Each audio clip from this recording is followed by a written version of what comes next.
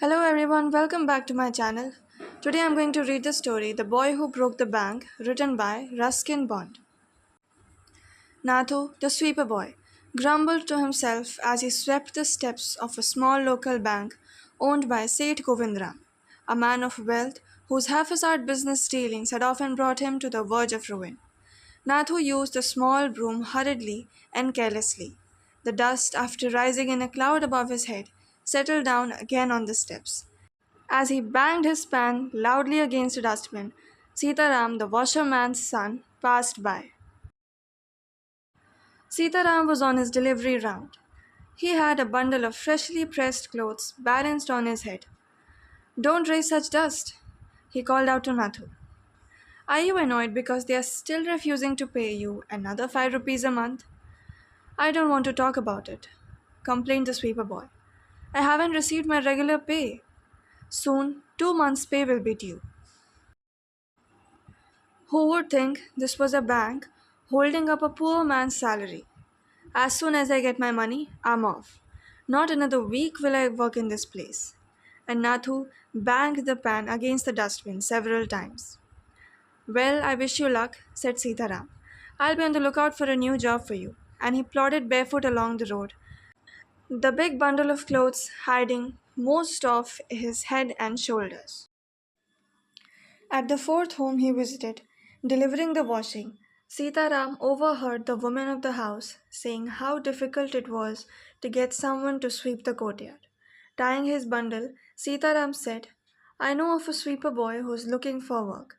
He might be able to work for you from the next month. He's with Seth Govindram's bank just now, but they aren't giving him his pay and he wants to leave. Oh, is that so? Said Mrs. Prakash. And why aren't they paying him? They must be sort of money, said Sitaram with a shrug, and Mrs. Prakash laughed. Well, tell him to come and see me when he's free. Sitaram, glad that he had been of help to both a customer and his friend, hoisted his bag on his shoulders and went on his way. Soon after, Mrs. Prakash set out for the bazaar to make her usual afternoon tour of the clothes shops. A large, shady tamarind tree grew near the clock tower. It was here that she found her friend, Mrs. Bhushan, sheltering from the heat. Do you know, my dear, Mrs. Prakash said, that Seth Govindram's bank can't even pay its employees. Only this morning I heard a complaint from the sweeper boy who hasn't received his pay for 2 months. It's disgraceful, exclaimed Mrs. Bhushan. If they can't pay the sweeper, they must be in a bad way. None of the others can be getting paid either. Mrs. Bhushan left Mrs. Prakash at the tamarind tree and went in search of her husband, who was found sitting under the fan in Jugal Kishore's electrical goods shop, talking with the owner. So there you are, cried Mrs. Bhushan. I've been looking for you for nearly an hour. I don't know what's happening to this town. Did you know the bank is going bankrupt? What did you say? Said Mr. Jigal Kishore, sitting up suddenly. Which bank? Why, Seth Govindram's bank, of course. I hear they've stopped paying their employees. No salary for over 3 months. Don't tell me you have an account with them, Mr. Kishore. No, but my neighbor has, he said, and he called out to the keeper of the barber shop next door. Faiz Hussain, have you heard the latest? Seth Govindram's bank is about to collapse. Faiz Hussain, who was cutting the hair of an elderly gentleman, was so startled that his hand shook and he nicked the customer's right ear. The customer yelled with pain and distress. Pain because of the cut, and distress because of the awful news he had just heard. With one side of his neck still unshorn, he leaped out of his chair and spread across the road to a journal store where there was a telephone. He dialed Seth Govindram's number. The Seth was not at home. Where was he then? The Seth was holidaying in Kashmir. Oh, was that so? The elderly gentleman did not believe it. He hurried back to the barber's shop and told Faiz Hussain, the bird has flown. Seth Govindram has left town. Definitely it means a collapse. I'll have the rest of my haircut another time. And then he dashed out of the shop, making a beeline for his office and checkbook. The news spread through the bazaar with the rapidity of a forest fire. From the general store, it traveled to the tea shop, circulating amongst the customers, and then spread with them in various directions to the pan seller, the tailor, the fruit vendor, the jeweler, and the beggar sitting on the pavement. Men stood in groups at street corners discussing the situation. The small town in the foothills seldom had a crisis and never had floods, earthquakes, or drought. And so, the imminent crash of the local bank set everyone talking and speculating and rushing about in a frenzy. Some boasted of their far-sightedness, congratulating themselves on having already taken out their money or on never having put any in. Others speculated on the reasons for the crash, putting it all down to Seth Gobind Ram's pleasure-loving ways.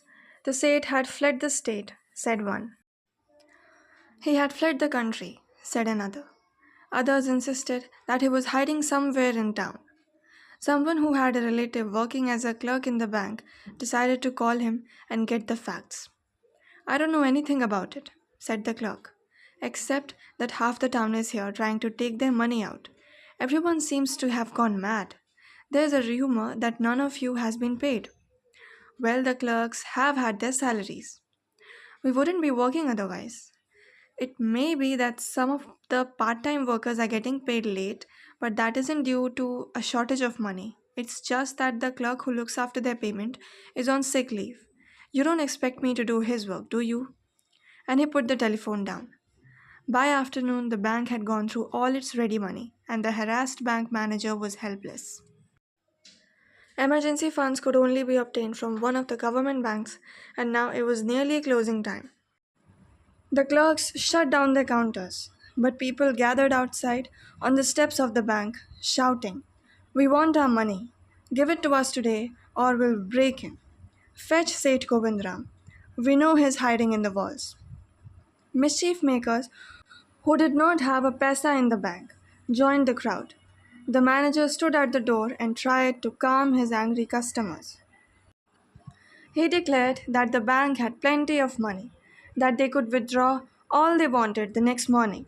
"We want it now," chanted the people. "Now, now, now."